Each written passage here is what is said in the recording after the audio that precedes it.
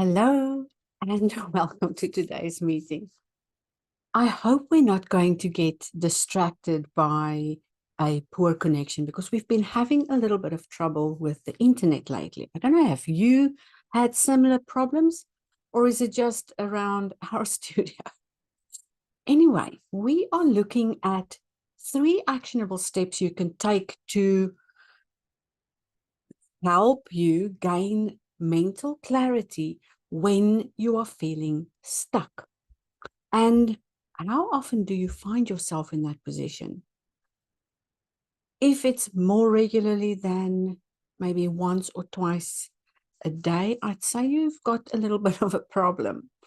But if you have random bursts of overwhelm or feeling like you just can't move forward, I've got 3 basic steps for you that I'll follow up with a few interesting things you can do as a creative to get yourself out of that frame of mind.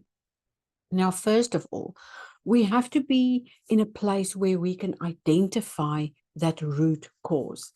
So the root cause is anything that's directly influencing that outcome, and also the thing that is activating a certain emotion in you. It could even be a trigger. So when it comes to feeling fearful, overwhelmed, it could all come together because of perfectionism that we've talked at length about in this series. And it can also be about uncertainty. So, sorry, let me just let everyone in. I don't know why this isn't automated. Maybe I need to check out my settings. All right, so acknowledging that resistance, finding out where it's all coming from. Is it something you are doing to yourself? Is it something external that's influencing your reactions? Is it something that you need to learn? Is it something you need to adapt to? Could it be your environment causing this type of resistance or feeling stuck? So once you've identified that root cause, it's easier to focus on smaller things that will get you to the result you are after. And when I'm talking about smaller things, let's say, for instance, you have a project you need to complete, and in that project, you need to contact people, you need to arrange the venue, you need to send out emails, you need to order some of the things that you need to uh, give away or share or sell or promote. So I would start with, I know this is going to sound like it's going to feel too difficult, but you really have to start with the most difficult thing. And only you will know what that is for you. So the reason why I want you to start with the most difficult thing is if you start with the most difficult thing, then everything else that follows is easier. But if you leave that difficult thing to do at the end of the day, you are going to feel like you don't want to do it. It's just part of our natural human neurology to resist difficult things. But if you really want to progress, you have to start bringing yourself to that point where you want to do difficult things, where you do the difficult things before anything else takes away your attention, and that you get that difficult thing done no matter what, right? So sometimes it's the difficult things that move us forward. It's the difficult things that by the time you've done them, you realize, wow, that wasn't that hard.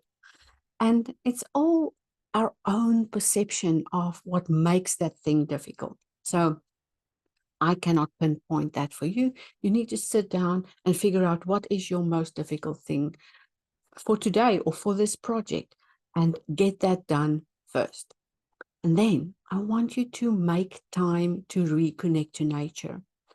Kick off your shoes, go out into the garden and let your feet and let your feet touch the earth. That grounding effect helps your entire body to reset from the bottom upwards. And that energy field is complete when you are out in nature.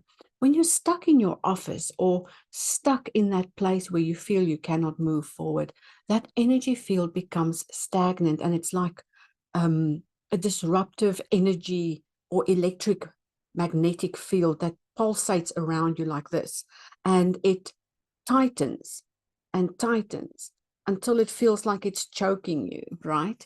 So when you move away from that energy, maybe open up a window, get some fresh air in, open up the studio door, and make room for the beautiful energy to flow and for a natural flow process to happen.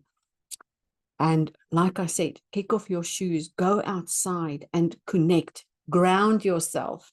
Um, when we were little, we were grounded because we did something naughty or we were misbehaving, right? So when that energy is misbehaving, you need to ground yourself. It's because we're all up in the air, in our brains, in our minds, trying to figure this difficult thing out. And if it's not working, it means you're not grounded and you're not thinking clearly. So go outside, get some refreshing air, and move the energy in that space that you were sitting in. And please don't sit there looking at your phone, scrolling through your phone, scrolling through your feed. That is not productive. It is not helpful. And it sort of tightens that energy more and more. And the longer you sit there, the longer that feeling is going to linger around you. Put your phone down and go outside. Okay, that's my mom moment for the day. So I did promise a couple of things at the back end of those 3 tips to get yourself unstuck. So we were just talking about nature and how you could activate a grounding session just by kicking off your shoes and going outside. But you can further explore that by taking your sketchbook, going outside, taking your coloring books, going outside, taking your camera, going outside. I know your phone's got a camera, but don't go on social media. Just go and take some photos if you want to use your phone. And yes, capture your environment in a new way, whether it's a color or a shape or a subject matter that you want to learn more about. Try it out. Use your sketchbook pages. Use the blank areas in your coloring book to write and jot down notes, to create tiny little practice pieces to unlock that growth mentality and to help you see your environment in a whole new way. Then set up, this is another tip, set up a little bit of a challenge for yourself. When you go out, let's say you look for everything that's yellow, right? And everything that's yellow, either make a note on your book or color in something yellow, or make a little rule for yourself to find that hidden gem and connect to that small challenge in moments that you do break away to get mental clarity. Now, it's really important for us to focus on specific tasks we need to do, get yourself into a rhythm, into a state of mind where, okay, this is not negotiable. This is what I'm going to do at 10 o'clock, and this is what I'm going to do at 12 o'clock. This is what I'm going to do tonight after dinner. This is what I'm going to do tomorrow morning when I wake up. And keep that promise to yourself. Remember, if you really want to do something and you're constantly being distracted and pulled away in different directions, always listening to other people and always bringing external factors back into this person, I'm talking about you yourself, this person you are trying to get to know, then you'll always be distracted from that. You'll always find something else that you think you should be.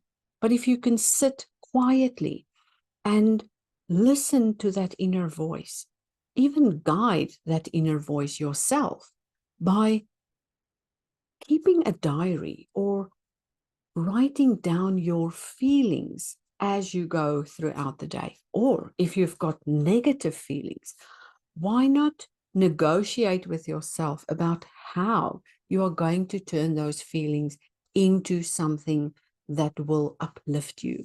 All right. It means sitting with your own thoughts. It means being in a space where you can transform emotions, where you can tap into what you really want, instead of looking at external factors that sort of give us false information. It's like looking at a magazine and seeing a beautiful dress and then going to the shop to buy the dress and still not feeling beautiful. And it's not that the dress was the problem or the thing you had before you got the dress was the problem.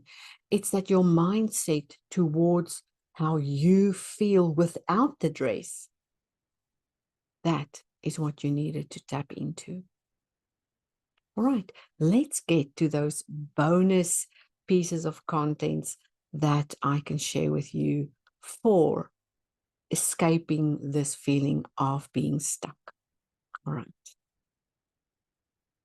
Then we have many printable and downloadable resources for you that you could take on anytime.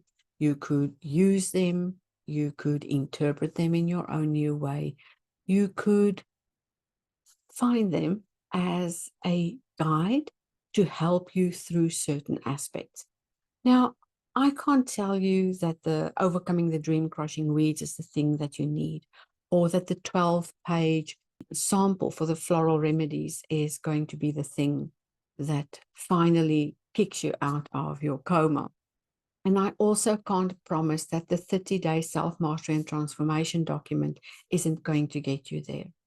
And I can also not promise you that all the free contents on our membership, and yes, you've had access to that all along. Maybe I was bad at conveying that to you, or I didn't show you how to get there, but I'm trying to get to that point where these things also come naturally to me, where I get to share what I have on offer for you. So when you click on one of the links in the description, you'll see a list of things that we're currently doing in the Linktree links. And you'll also be guided to the membership, and you don't have to even sign up for these freebies. They are there for you to tap into and to use whenever you want. Go and visit the pages, check out the Floraltober videos, and enjoy your time with your small little positive creative habits. These creative habits are for everyone. It's there to help you as a human with your whole human wellness, and also that mental barrier that we sometimes experience because we are growing up and living in a left brain orientated world. We are not taught to use our right brain, and we're also not taught how to manage our emotions that well. We are maybe shown what we should do instead of being taught how we ourselves could interpret that thing and help ourselves grow. Oh, and before I forget, we are still doing the Floraltober mental wellness thing during this month. And even if you come back later, many, many years from now, and you discover this video, the Floraltober links are also in the playlists. You'll see that we've been doing Floraltober since 2021. And yes, those playlists are available for you to watch whenever you need to create a little time for yourself, to make room for those creative processes to boil up, and for you to relax your mind and take time away from your busy schedule and your day-to-day activities. Creativity and mindfulness is really for you if you need another way to cope. If you're tired of staring at your phone screen, not finding what you're looking for, I can almost guarantee that what you were looking for was to find yourself. And the only way to find yourself is to be wholly and fully immersed in your own little practices. All right, that's it from me for today. Thank you for joining me for the 15-minute Mindset Monday. And I hope to see you next week as well.